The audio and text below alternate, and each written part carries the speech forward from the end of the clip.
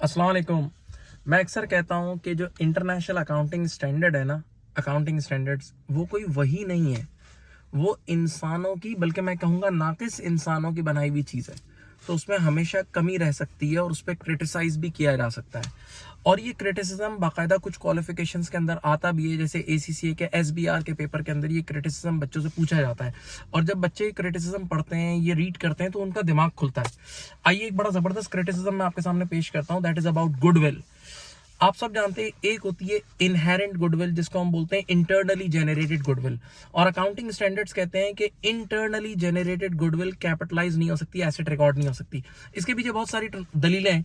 एक दलील ये भी है कि कोई ट्रांजैक्शन ही नहीं हुई थी, और दूसरी और बहुत अहम दलील ये है कि वो रिलायबली मेजर्ड नहीं हो सकती। सर क्या मतलब ये कि IAS 38 कहता है कि intangible asset should be recorded initially at cost.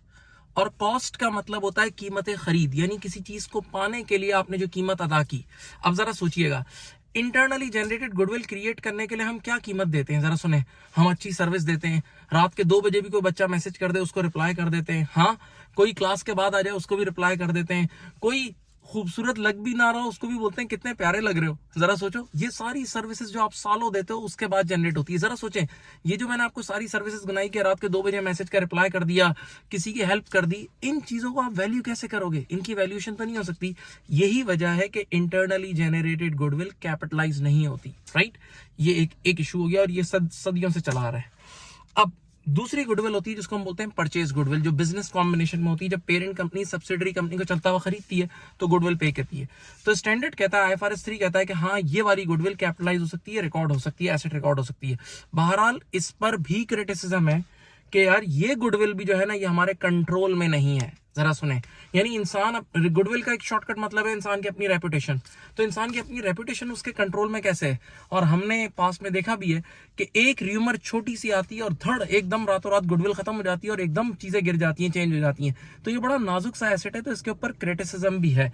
अच्छा, यहाँ पर एक और बात मैं आपको बताता चलूं कि अगर आप 25-30 साल पीछे जाए ना, तो ये परचेज गुडविल भी एसेट रिकॉर्ड नहीं होती थी। इंटरनेशनल अकाउंटिंग स्टैंडर्ड बोर्ड इसको भी राइट ऑफ करवाता था, लेकिन बहरहाल आज के दौर में ये गुडविल रिकॉर्ड होती है।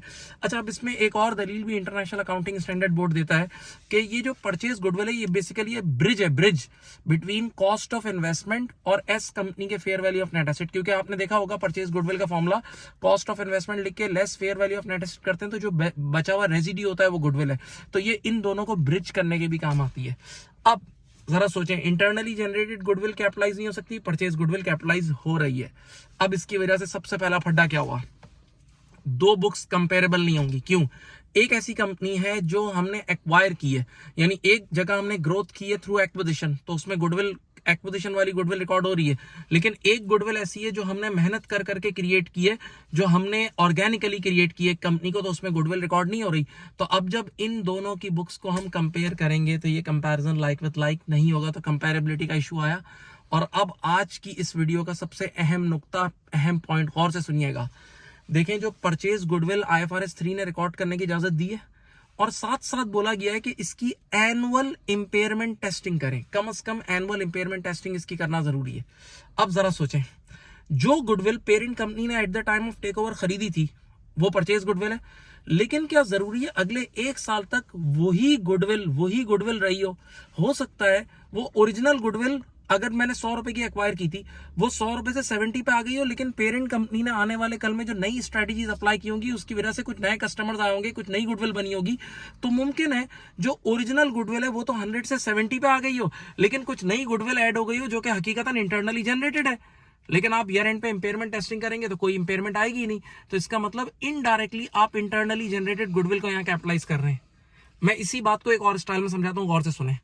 देखिए, एक पॉन्ड ऑफ वाटर है, एक पॉन्ड है जिसके अंदर वाटर हमने 10 साल पहले डाला था। तो अगर आप गौर करें तो 10 साल बाद भी अगर आप उस पॉन्ड के पानी को चेक करेंगे तो उतना ही होगा। उसमें वजह क्या होगी कि वो जो ओरिजिनल पानी होगा ना 10 साल पुराना वाला, वो तो इवेपोरेट हो गया होगा, लेकिन साथ साथ बारिश हो रही होगी तो नया पानी ऐड होता होगा, तो पुराना पानी निकल जाता होगा और नया पानी ऐड हो जाता होगा। तो जरा सोचें, ओरिजिनल गुडविल तो उन कुछ सालों में खत्म हो जाएगी, लेकिन अब जो गुडविल ऐड हो रही है वो तो बाद में इंटरनली जनरेटेड है। जबकि हम पेरेंट कंपनी वाले जो इम्पेयरमेंट टेस्टिंग करते हैं वो तो टोटल करते हैं।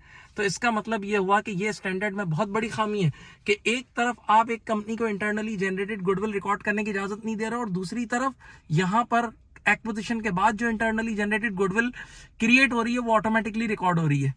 अब यहाँ पर एक और मसला भी है, तभी लोग कहते हैं कि ये इम्पेयरमेंट वाला मामला सही नहीं है, होना ये चाहिए, इस पे ये क्रिटिसिज्म चल रहा है और ये एडवाइस दी जा रही है कि परचेज गुडविल को भी एमोटाइज होना चाहिए ताकि जो ओरिजिनली गुडविल खरीदी गई थी वो आहिस्ता आहिस्ता पीएनएल में जाए। अच्छा, ये एमोटाइजेशन के पीछे भी एक और आर्ग्यूमेंट है।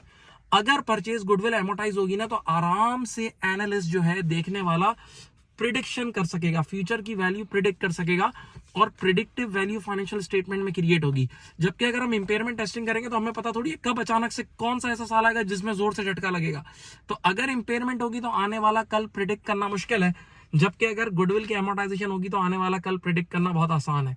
उम्मीद है आपको ये बातें बहुत पसंद आई होंगी। अपना बहुत ख्याल रखिएगा। अल्लाह हाफिज।